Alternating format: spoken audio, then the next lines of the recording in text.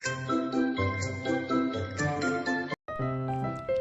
everyone! Welcome po sa akin channel. And for today's episode, samahan niyo po ako ngayon na magsangla ng alahas sa Cebuana de Villar. On this video rin po kasi may nagtanong din po sa akin at nag-comment din po siya isa sa mga videos ko at ito po ang kanyang tanong.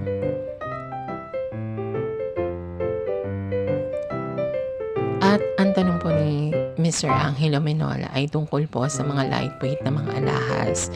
So, itong dalawang alahas po na nakikita po ninyo ngayon ay ito po yung mga alahas na nasa collection ko na lightweight. At itong hikaw na po na ito, ang timbang po nito ay 0.6, 18 karat gold po ito, Saudi gold, at nabili ko po siya sa Cebuana de Villar last year sa halagang 1,500 pesos.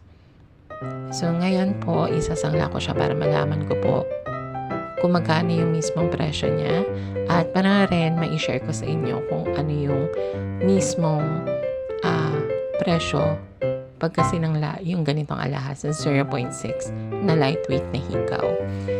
And meron din po ako dito na isang pendant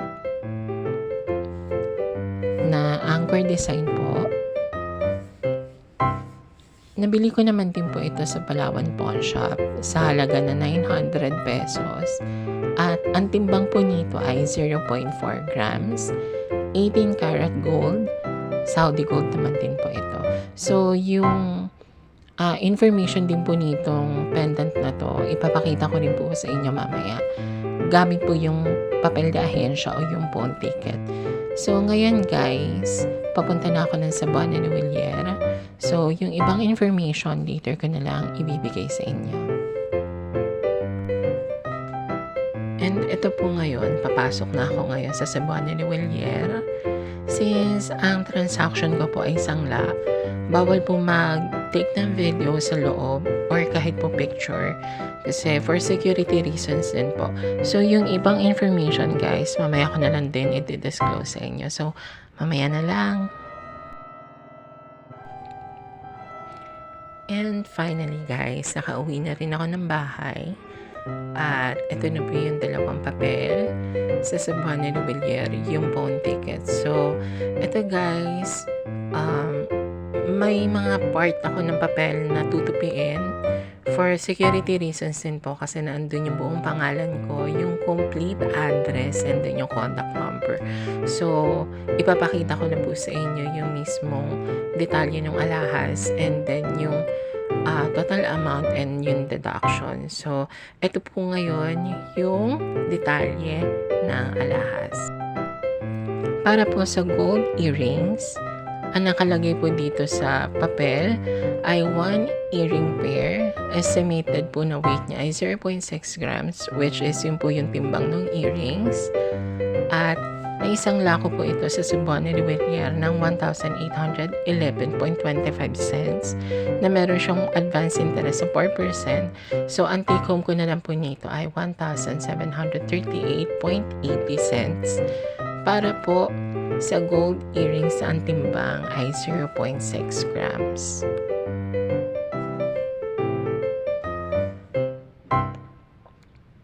Para naman po sa pendant na anchor ay ito po ang nakalagay sa pawn ticket or yung papel de ahensya.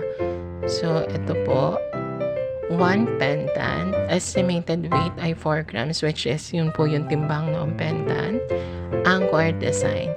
So, naisangla ko po ito sa Cebuana de Villar sa halagang 1,207.50 na meron pong advance interest sa 48 pesos and service charge na 5 pesos. So, ang take home ko nila po nito ay 1,154.20. Para po sa pendant na 0.4 grams.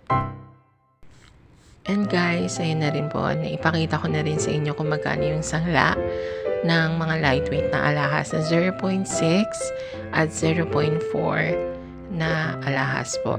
So, kanina, additional information lamang din po.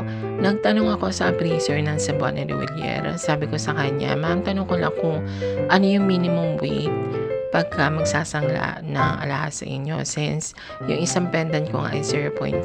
So, ang sabi kanina sa akin ng appraiser, ang minimum weight daw sa Cebuana de Villar ay 0.3 grams, which is, I believe, sa ibang sanglaan, meron din silang minimum requirement sa pagsasangla or yung pag-accept ng mga ginto. So, yun po.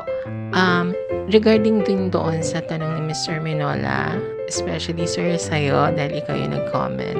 So, I hope itong video na ito nakatulong din sa inyo. So, kung halimbawa naman gusto ninyong bumili ng gold na hindi pa ninyo kaya yung 1 gram, only on my opinion lamang din po. Go po kayo doon sa mga lightweight. For example na po, yung 0.6 at 0.4 since yun po yung na-share ko sa inyo. So guys, I hope nag-enjoy kayo and sana rin guys, may consider din po ninyo na mag-subscribe sa akin channel and may consider din po sana ninyo na mag-like kayo sa akin channel. So guys, thank you so much for watching and I do hope on my next video, mapanood po ninyo ulit ako. Maraming salamat!